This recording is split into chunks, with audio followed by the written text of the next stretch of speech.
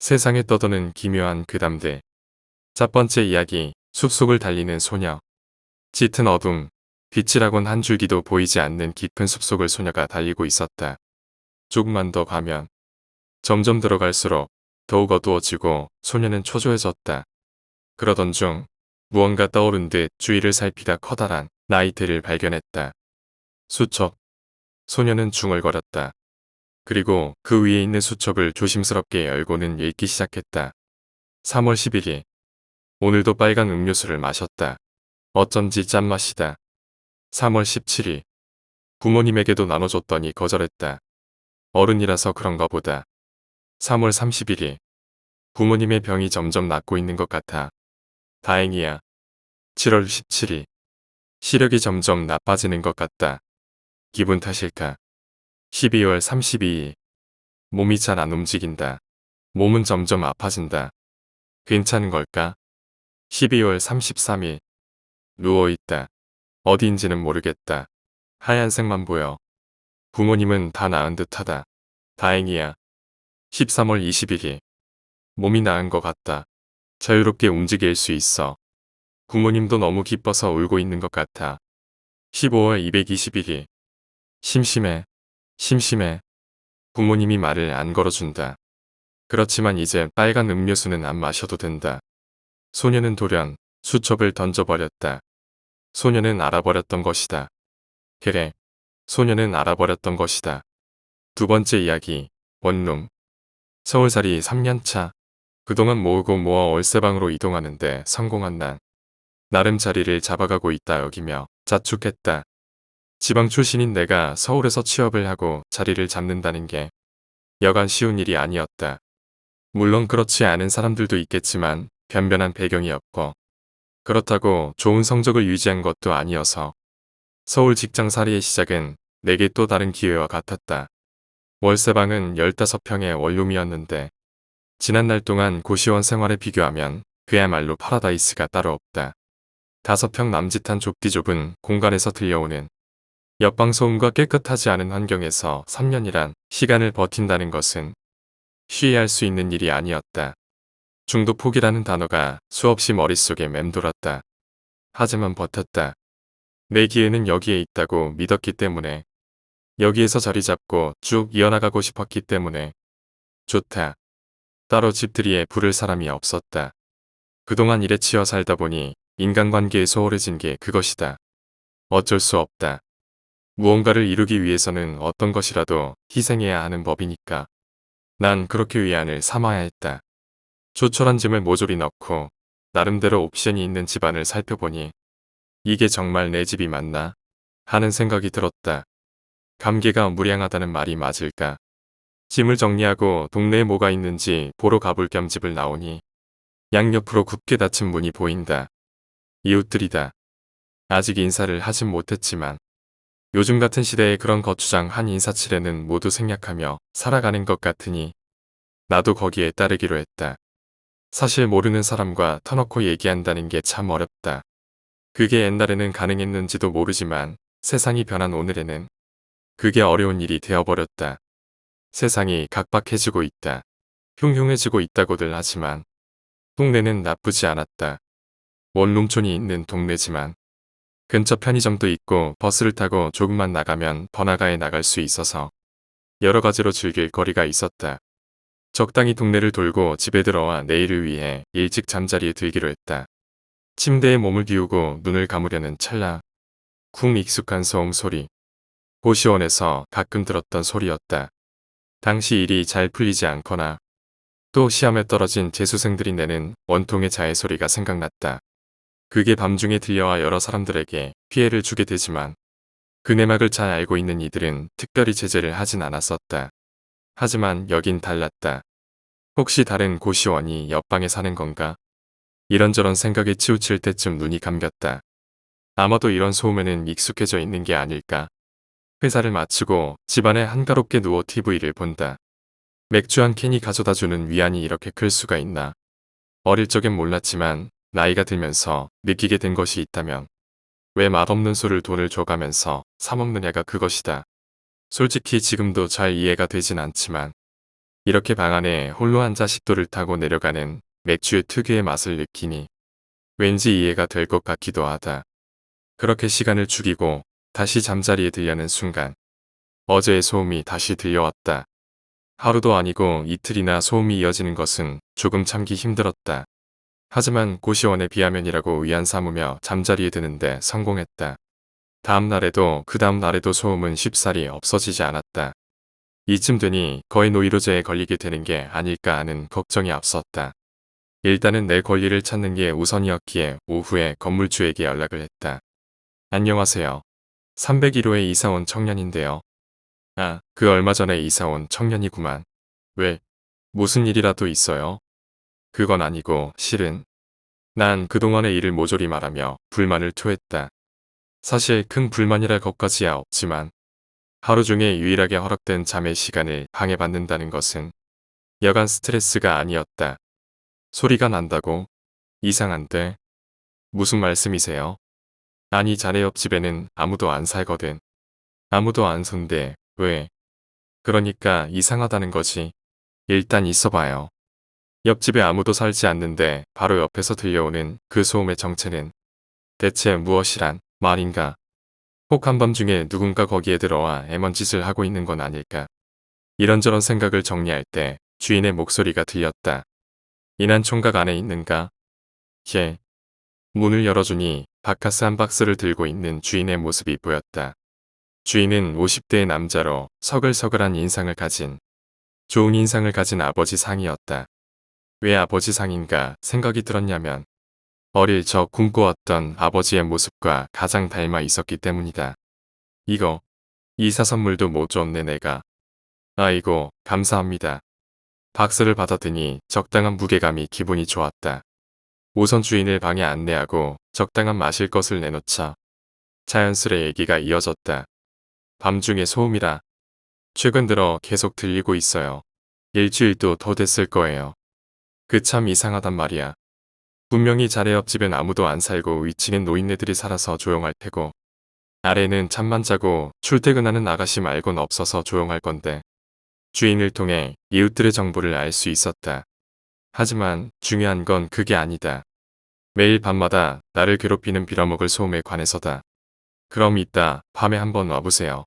어디서 나는지 같이 추적해보죠. 응, 알겠네. 그럼 네, 이따 옴세. 짧은 만남을 뒤로하고 밤이 되기만을 기다렸다. 그리고 예의 소음이 들리는 시각. 주인이 내 방으로 들어왔고 우린 조용히 소음이 들리기만을 기다렸다. 그렇게 얼마나 갔을까? 쿵. 소음이 다시 들려왔다. 보세요. 지금 들리시죠? 바로 옆쪽.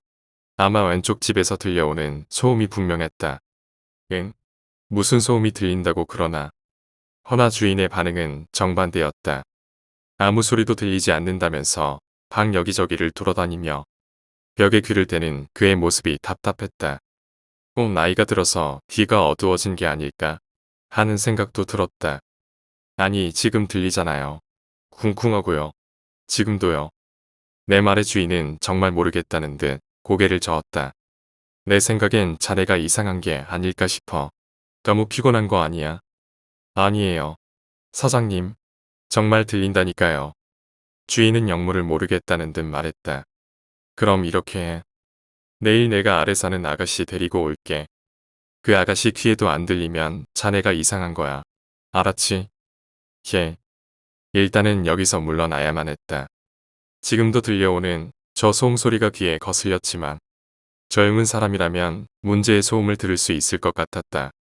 다음 날 같은 시각 전 아가씨를 데리고 온 주인이 내게 소개했다. 아래층에 사는 아가씨야. 이상한 상황에서 서로에 대해 간단히 소개한 우리는 조용히 소음이 들려오기만을 기다리기로 했다. 그렇게 10분 정도가 지나자 다시 소음이 들려왔지만 아가씨와 주인은 아무것도 들리지 않는다는 얼굴로 내게 무언의 눈빛을 보내고 있었다. 이쯤 되니 이상해지는 것은 나였다. 정말 내가 정신이 이상해진 걸까? 정신과에 가봐야 하는 것은 아닐까? 아무래도 자네가 많이 피곤한 모양이야. 이만 가세. 주인은 아가씨를 데리고 집에 나가버렸다. 스르르 닫히는 문을 허망하게 바라보고 있는 순간 쿵 소음이 순간 격해지는 걸 난 알 수 있었다. 그 어마어마한 소음에 화들짝 놀라 재빨리 주인을 따라갔다. 저기, 저 옆집 좀 열어주세요. 내 말에 주인은 무거운 숨을 내쉬며 고개를 끄덕였다. 그래, 뭐 눈으로 보는 게 좋겠지. 역시 문을 열어주는 주인에게 고맙다는 인사를 할 생각도 못하고 문이 열리는 순간 집 안으로 발을 들이니 거짓말처럼 조용한 내부에 난 다시 허망함을 느껴야만 했다. 대체 그 소리의 원인이 뭘까? 왜 자꾸 이쯤에서 들리는 걸까? 다 됐나? 주인의 체념 섞인 말투에 난 힘없이 수긍해야만 했다. 다음 날 정신과에 찾아갔다. 밤중에 계속 들려오는 이명 같은 소리에 미칠 것 같다고 말이다. 허나 의사는 단순히 스트레스성 이명일 수도 있다며 푹 쉬면 괜찮아질 거라고 말했다. 하지만 그건 불가했다. 푹 쉬려면 잠을 잘 자야 하는데 그게 불가능하니까 말이다. 그래도 안 되겠다고 약을 달라고 하니 의사는 많이 고심하는 듯 시간을 끌었다. 곧 내게 하나의 처방전을 주었는데 잠을 유도하는 약이라고 했다. 수면제는 아니지만 잘 오게끔 하는 효과가 있는 약한 약이라고만 했다. 약을 처방받고 잠들기 전 복용했다. 이쯤이면 아마 잠에 잘 들지 않을까 하는 일말의 기대감을 안고서 천천히 몸을 비우고 마음을 편히 먹고 머리를 깨끗하게 비우려 노력한다. 그리고 잠에 들려는 찰나 소음이 들려오기 시작했다. 이건 도저히 없어지지 않는 소리다. 직감적으로 난 알 수 있었다. 아무래도 난방을 빼야 할 것 같았다. 가까스로 방을 빼고 다른 곳으로 이사한 난 정신적으로 많이 지쳐 있었다. 나를 보며 살갑게 웃어주는 또 다른 주인을 보며 소음에 대해 가장 많이 의논했다. 아유, 우리 건물에서 그렇게 시끄러운 사람 없어. 안심해요. 난 그 말에 속듯이 믿어야만 했다. 그리고 문제의 그날 밤의 시각이 왔다. 천만다행히도 아무 소리도 들려오지 않았다. 그리고 이 집과 주인에게 감사하며 편히 잠들 수가 있었다. 그렇게 일주일이 지났을까? 꿈꾸고 있던 생활을 하고 있을 무렵 우연찮게 뉴스를 보게 되는 날이 있었다. 서울 X구 X동에 있는 원룸 빌라입니다. 이 빌라가 화제가 된 이유가 있는데요. 바로 엽기적인 살해 방식 때문입니다. 바로 벽 속에 사체를 숨긴 것인데요. 놀랍게도 사체를 숨긴 사람이 바로 빌라의 건물주라고 합니다. 앵커의 말에 온몸이 빳빳이 굳어지는 것 같았다. 모자이크를 처리해 건물에 대해 자세히 볼 수 없게끔 해놨지만 내 육체는 문제의 그곳이라는 것을 알 수 있게 해주었다. 세입자와의 갈등이 쌓일 대로 쌓여 화를 이기지 못해 살해를 했다고 전해집니다. 건물주는 지난밤 벽 속에서 사체를 꺼낸 후 옮기는 과정에서 순찰 중이던 지구대에 잡혔다고 합니다. 이럴 수가 있다니. 그렇게 사람 좋아 보이던 주인이 사람을 죽이고 방치했었다니. 다시 화면이 바뀌고 모자이크 처리를 한 하나의 인형이 나왔다. 경찰차로 호송되는 과정에서 기자들은 왜 사체를 옮기려고 했냐며 끈덕지게 물었다. 세입자들이 자꾸 소음이 난다고 해서 불안해서 그랬습니다. 죄송합니다. 힘없이 고개를 떨구며 말하는 주인을 보니 마음 한곳에서 끓어오르는 뭔가가 느껴졌다. 그날 내게 들렸었던 문제의 소음은 어쩌면 억울하게 죽은 원혼이 내게 메시지를 주려는 게 아니었을까. 세 번째 이야기. 반역자. 재미있는 일이다. 살인자와 강간범으로 가득 찬 이 최고 수준의 보안을 자랑하는 교도소에서 가하는 최악의 형벌은 바로 당신을 홀로 남겨두는 것이다. 독방 감금. 사람의 뇌는 자극이 필요하다. 그렇지 않으면 뇌는 고독이 만들어내는 끔찍한 광기 속으로 급격하게 빠져들어간다. 2086년 세계 정부가 독재 체제를 선포하고부터 사형은 매우 빈번한 형벌이 되었다. 그러나 사람들이 진짜 두려워하는 것은 독방 감금이었다. 그 형벌은 오직 반역자들에게만 선고되었다. 나는 독방 감금을 위한 감옥을 제작하고 죄수를 수감시키는 일을 해왔다. 업무는 이런 식으로 진행된다. 감옥은 죄수의 몸에 딱 맞게 가공된다. 인간 모양을 한 관짝이다. 팔은 측면으로 30도 벌어지고 다리는 45도 간격이 되도록 제작한다. 수감 과정에서 죄수에게는 진정제가 투여된다. 죄수의 눈과 귀, 입은 손상시키지 않지만 모두 영구적으로 밀봉한다. 기도를 통해 자동 호흡 튜브를 삽관한다. 세 줄의 정맥 주사가 영양분을 공급하기 위해 삽입된다. 기계적인 문제가 발생했을 때를 대비해 세주를 사용한다. 카테터는 오물 처리를 위해서 삽입된다. 유죄 판결을 받은 이들은 봉인되어 반역자의 무덤에 공개적으로 매장된다.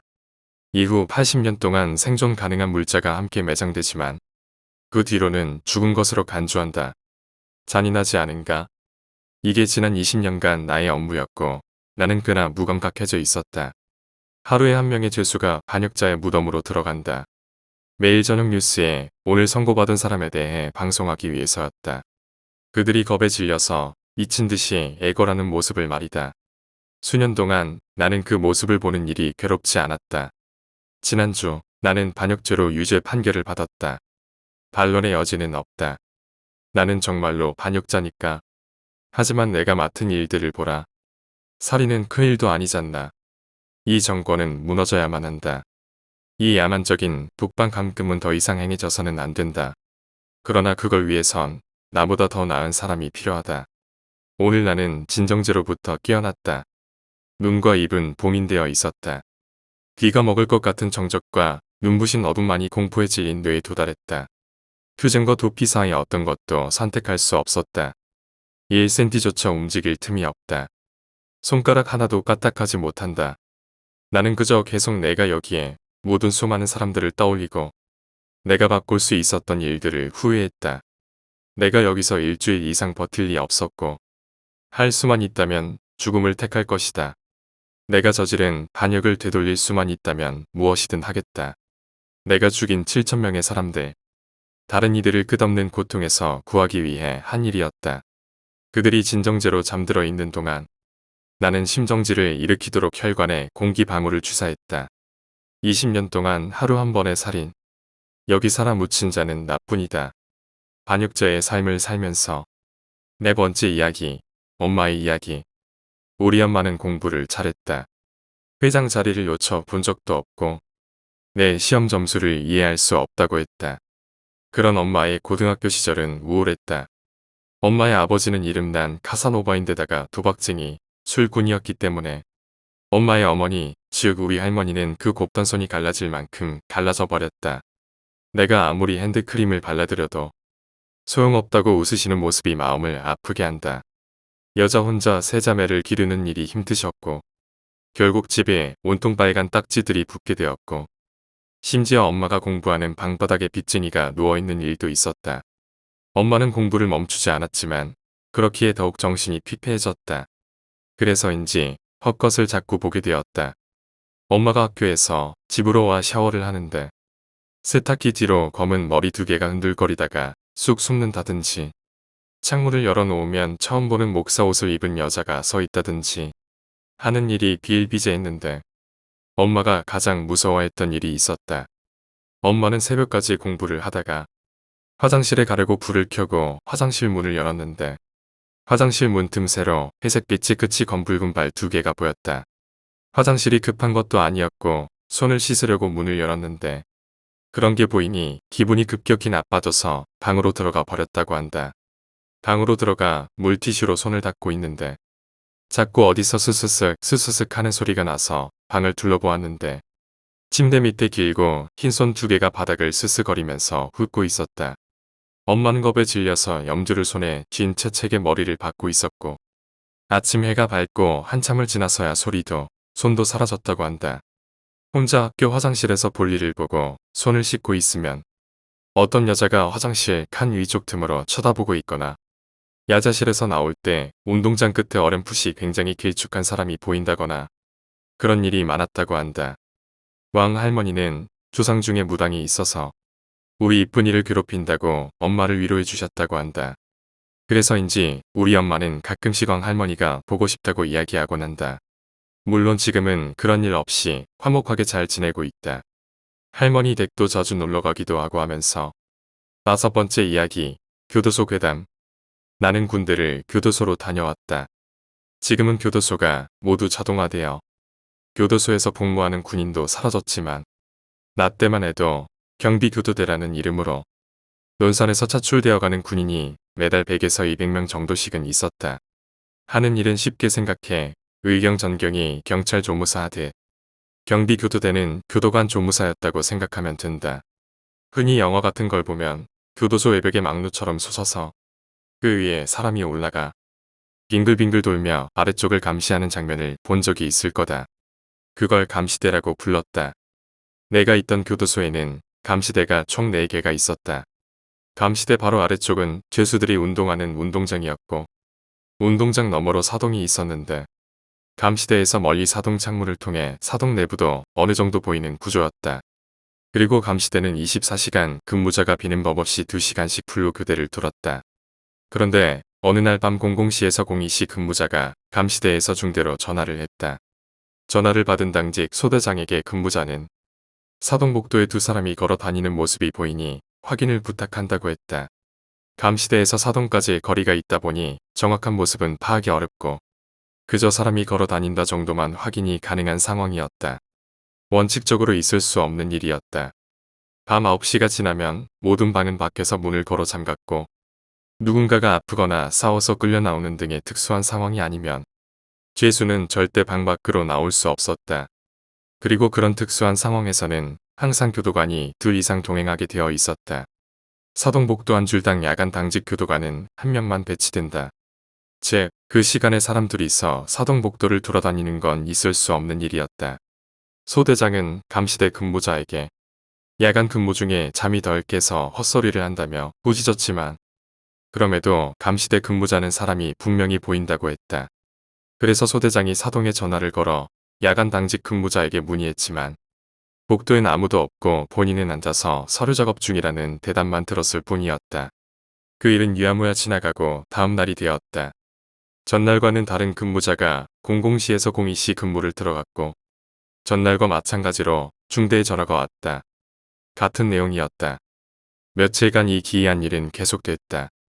매번 감시대에 다른 사람이 근무자로 올라가도 그 타임만 되면 항상 같은 걸 보게 되자 빠기 친 소대장 중 1명이 감시대를 함께 올라가게 되었다. 그리고 그 소대장도 사동을 돌아다니는 그림자를 보게 되었다. 소대장은 황급히 사동에 전화를 걸었다. 하지만 사동 당직 근무자는 나 이외엔 아무도 없다는 대답을 할 뿐이었다. 일이 이렇게 되고 소문이 퍼지자 우리는 이 감시대 근무를, 교도관들은 해당 사동 근무를 꺼려하기 시작했다. 며칠 뒤 사고가 터졌다. 이 감시대에서 교도대 대원 1명이 떨어진 것이다. 감시대의 턱은 성인 남성의 허리보다 조금 높은 정도였기 때문에 일부러 넘어가지 않는 한 낙상사고가 일어나기는 어려운 구조였다. 하지만 안타깝게도 그 대원은 야간 근무 중 감시대에서 떨어졌고 8m에 달하는 높이에서 머리부터 떨어진 탓에 그 자리에서 즉사했다. 중대는 처음엔 자살을 염두에 두고 조사했지만 그 근무자는 자살할 이유가 없었다. 저녁도 가까웠고 다른 대원과의 사이도 좋았으며 집안도 그럭저럭 잘 살았고 여자친구와도 문제없이 연애 중이었다. 심지어 2주 후 수교 진급과 함께 휴가도 예정되어 있는 상태였다. 결국 중대는 야간 근무 중 감시대 턱에 기대어 혹은 그 위에 앉아서 졸다가 떨어져 일어난 사고사로 추정하고 조사를 종료했다. 하지만 인명사고가 일어난 만큼 그냥 넘어갈 수는 없었다. 모든 감시대의 턱에는 사고 방지를 위해 높은 철조망이 쳐졌고 이 감시대는 약 1달간 폐쇄되었다. 한 달 후 이 감시대를 다시 개방하는 첫날이 되었다. 아무도 이 감시대를 가고 싶지 않아 했다.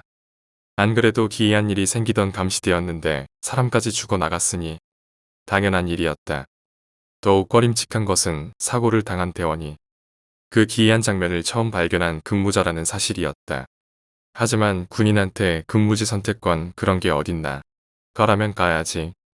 무사히 첫날이 지나가나 했는데 새벽 1시쯤 중대에 전화가 걸려왔다. 소대장이 전화를 받자 00시에서 02시 근무자는 다음과 같이 말했다. 사동 내복도에 사람 3명이 돌아다니는 모습이 보이니 확인 부탁드립니다. 그 감시대는 이후 다시 폐쇄되었다.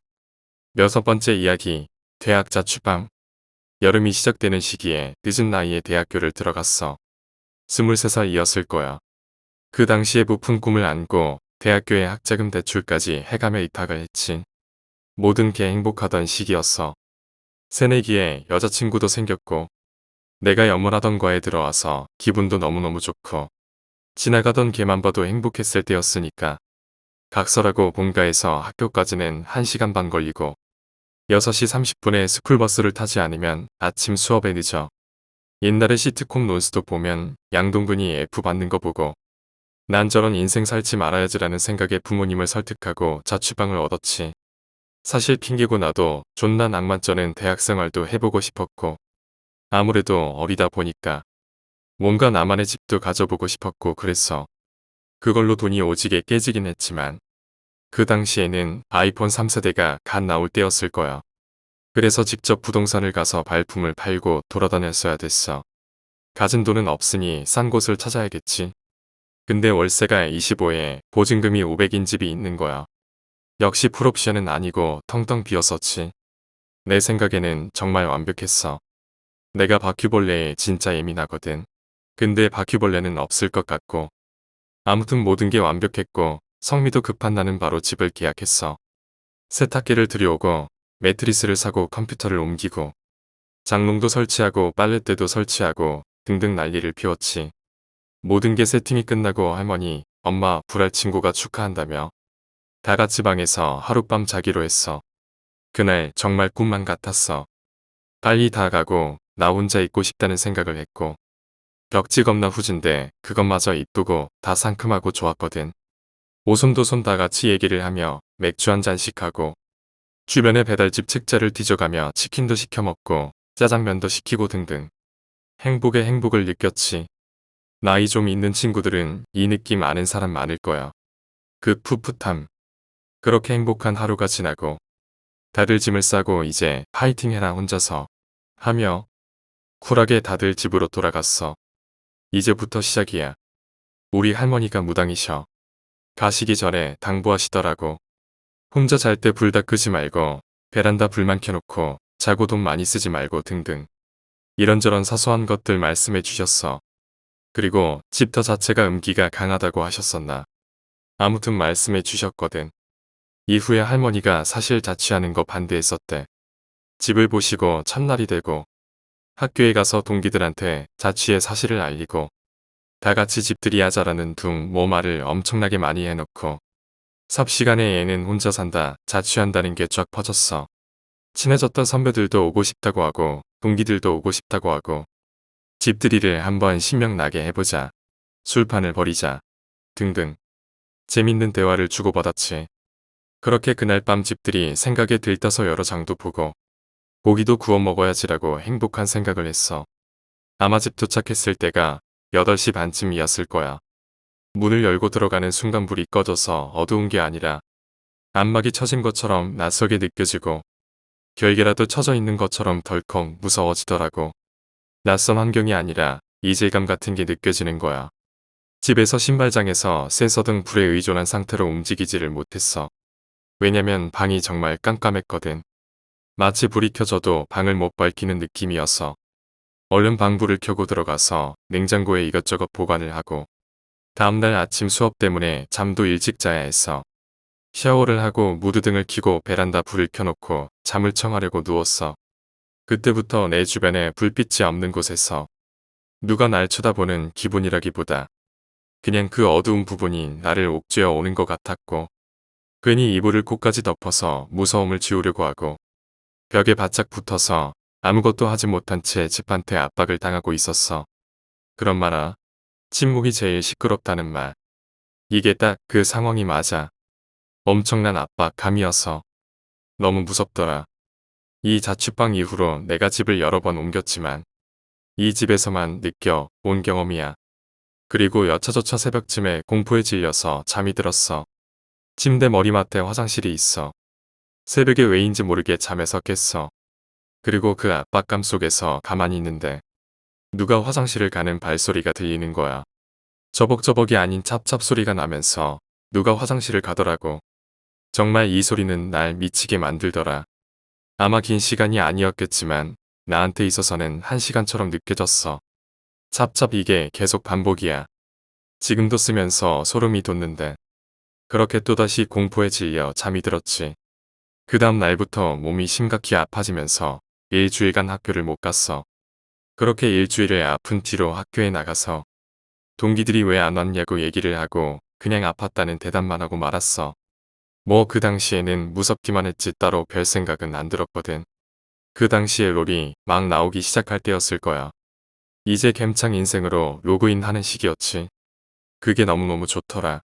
난 아직도 그 감정을 잊을 수가 없어.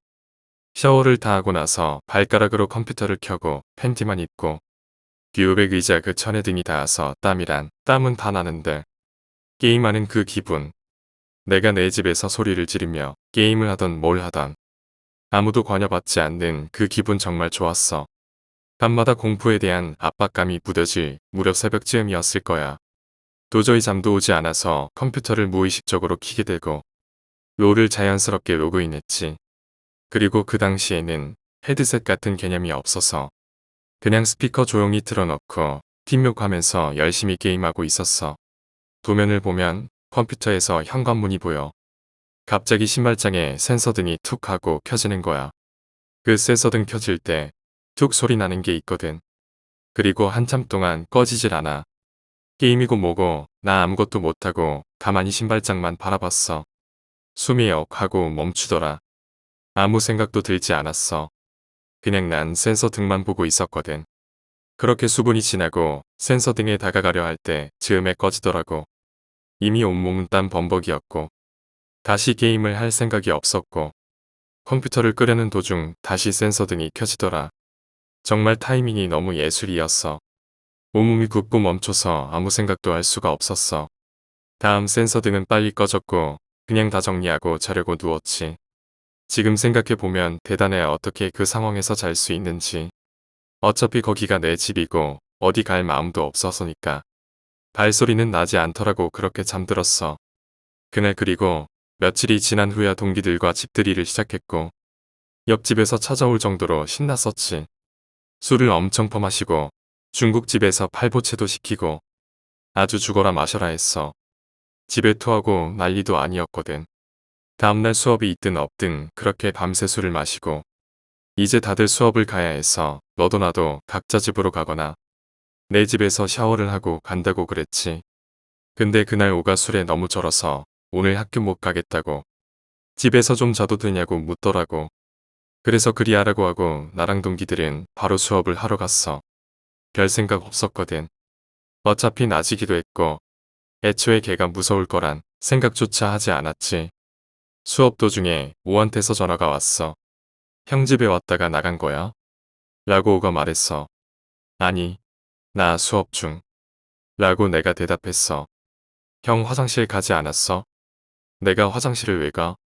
이때 바로 느낌이 확 오더라고. 나만 느끼고 나만 듣는 게 아니었구나. 오가 나한테 말하기를. 다들 학교로 가고 난 후에 바로 잠이 들었는데 화장실 쪽에서 발소리가 났다고 했어. 그 이후로 너무 무서워 꿈쩍도 못했고 핸드폰도 너무 멀리 있어서 근처에도 가질 못했다고 얘기했어. 그렇게 오도 일주일간 학교를 못 나왔어.